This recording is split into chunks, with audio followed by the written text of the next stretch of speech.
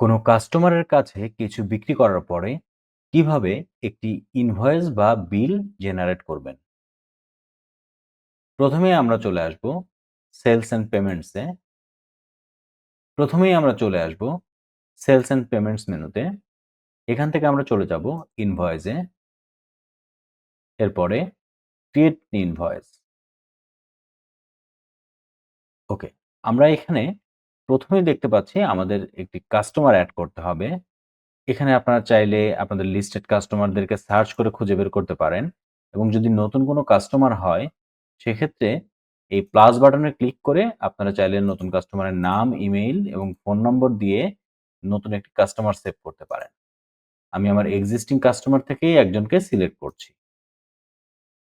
ওকে, customer select করার সাথে সাথেই কাস্টমারের অ্যাড্রেস, তার ইমেইল, ফোন নম্বর সবকিছু এখানে চলে এসেছে। চলুন আমরা এবার কিছু আইটেম এড করি। ধরে নিচ্ছি তার কাছে আমরা একটা iPhone 15 সেল আউট করেছি।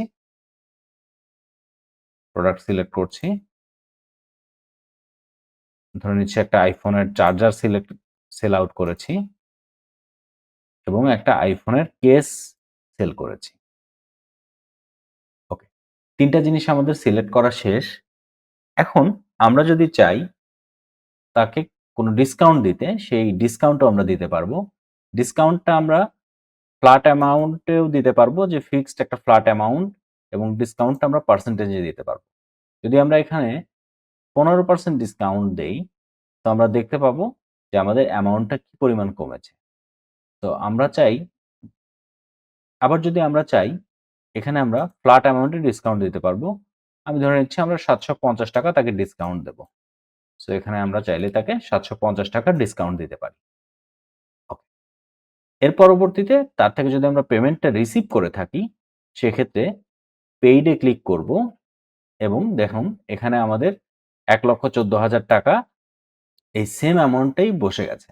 তো আমরা ইনভয়েসটি সেভ করব। ওকে? এখানে আমরা দেখতে পাচ্ছি আমাদের কোনো অ্যামাউন্ট ডিউ নেই, ইনভয়েসের স্ট্যাটাস পেইড। চলুন আমরা ইনভয়েসটি একবার দেখে নেই। পিডিএফ এ ক্লিক করব। এই তো আমরা আমাদের ইনভয়েসটা দেখতে পাচ্ছি। এভাবে খুব সহজে আলহিসাব ব্যবহার করে আপনি ইনভয়েস তৈরি করতে পারেন।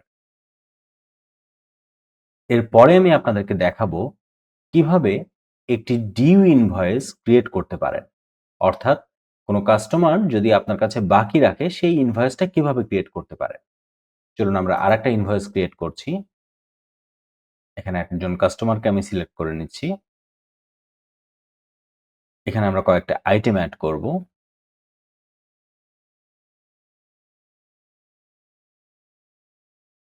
এবং আমরা এই পেমেন্ট স্ট্যাটাসটা আনপেইড থাকা অবস্থায় আমরা ইনভয়েসটা সেভ করব। আমরা চাইলে এখানে কোনো নোটস দিতে পারি, কোনো টার্মস অ্যান্ড কন্ডিশন দিতে পারি। ইনভয়েসের নিচে আমরা চাইলে ফুটারও কাস্টমাইজ করতে পারি। এটা আমাদের একটা ডিফল্ট ফুটার। আমরা চাইলে এই ফুটারটাও কাস্টমাইজ করতে পারি। তো আমি ইনভয়েসটা সরাসরি সেভ করে দিচ্ছি। দেখুন ইনভয়েসটা সেভ হয়েছে এবং এখানে স্ট্যাটাসটা দেখাচ্ছে আনপেইড। অর্থাৎ এই ইনভয়েসটা আনপেইড অবস্থায় আছে। এবার চলুন দেখে নেওয়া যাক এই আনপেইড ইনভয়েসটিতে কিভাবে পেমেন্ট করতে হয়। দেখতেই পাচ্ছেন এখানে মেক পেমেন্ট একটি বাটন রয়েছে। মেক পেমেন্ট বাটনে যদি আপনি ক্লিক করেন, সেক্ষেত্রে আমরা দেখতে পাচ্ছি যে আমাদের ৳১,১৪,৭৫০ একটা ইনভয়েস আমরা ক্রিয়েট করেছি। সো আমরা যদি চাই, আমরা এখানে ৳১,০০,০০০ একটা অ্যামাউন্ট আমরা কাস্টমারের কাছে রিসিভ করেছি। ওকে? আমি সেভ করে দিচ্ছি। দেখুন, এখন এখানে দেখাচ্ছে এটা partially paid এবং এখানে ডিউ অ্যামাউন্ট হচ্ছে ৳১৪,৭৫০। আমরা চাইলে আমরা কাস্টমারকে রিমাইন্ডারও সেন্ড করতে পারি তার ডিউটি দেওয়ার জন্য। আমরা এসএমএস এবং ইমেইলের থ্রুতে তাকে রিমাইন্ডার সেন্ড করতে পারি।